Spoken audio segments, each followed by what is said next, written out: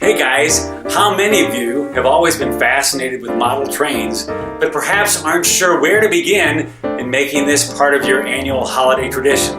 Well, if that's the case, you're in luck, because that's exactly what we're going to cover next on this week's bonus session of Manly Moments.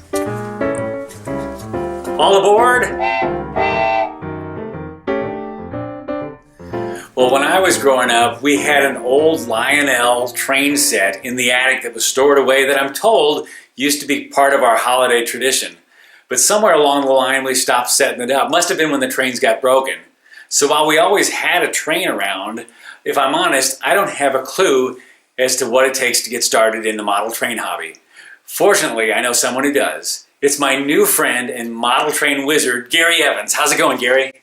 It's going just fine. Well, Gary and I met for the first time this past Saturday out at the Coliseum, where there just happened to be a model train conference going on. And I was blown away by the size and scope of this hobby. And so, Gary, tell us a little bit about your story. How and when did you get started in this?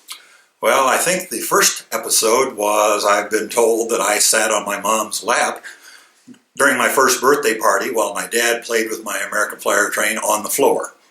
I do remember growing up that I would make cardstock garages for my Tonka road construction equipment I played with out in the backyard. So it's been a very long time. Wow, so this has been going on for a while here. Yes. Well, you know, I'm always fascinated by the idea of having a train set around the Christmas tree during the holidays. Yeah, a lot of guys have no idea how to get started in this. So I was hoping today you could share with us some simple ideas on how to get the ball rolling. Are you willing to do that? Most definitely, yes. Let's get chugging. The first step into going into the model railroading hobby is you need to determine what you want your railroad to look like. We hobbyists have this phrase called givens and druthers. The givens are what your constraints are: money, space, things like that. Your druthers are, well, I would rather have something that fills my entire basement and money is not a concern. The next question or step is, where do you get the material for your railroad? Well, obviously, local hobby shops have good selection.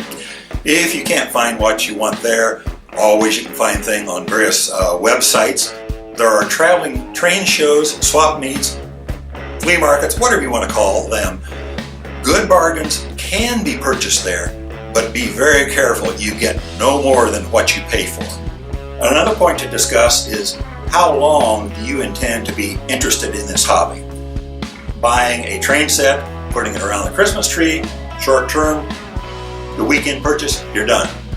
To build a model railroad empire can take a much longer time. Don't fall into the trap of just buying stuff to accumulate.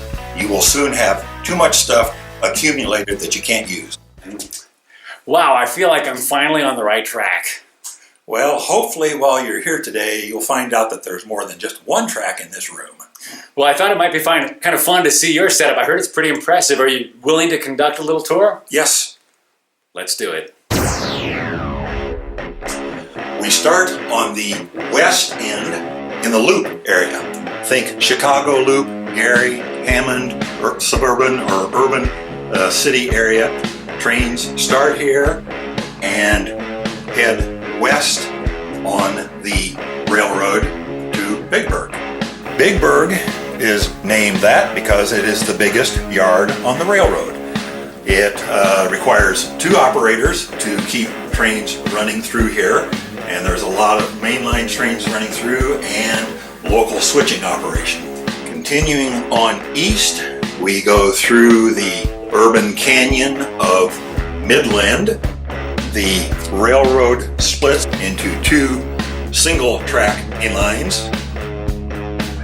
Smallville is the next town heading east on the railroad. Superman does not live here, but the operator that works the railroad here can be very busy, as he has been known to handle 4 trains in this area at one time. And continuing east on the railroad is the tunnel into the Appalachian Mountains. So, in this 13 by 17 room, we have gone from Chicago all the way around to the Appalachian Mountains, and that's the domain of the Nowhere Line. Wow, Gary, that is impressive. It makes me want to go out and watch Polar Express. Well, yes, the Christmas time is usually the time when people pay a lot of attention to model railroading. But you know, personally, I don't have a lot of luck when it comes to electrical or mechanical things, but I was hoping you'd allow me the honor of flipping the switch and taking us home. Well, we can give it a try. All right, let's do it.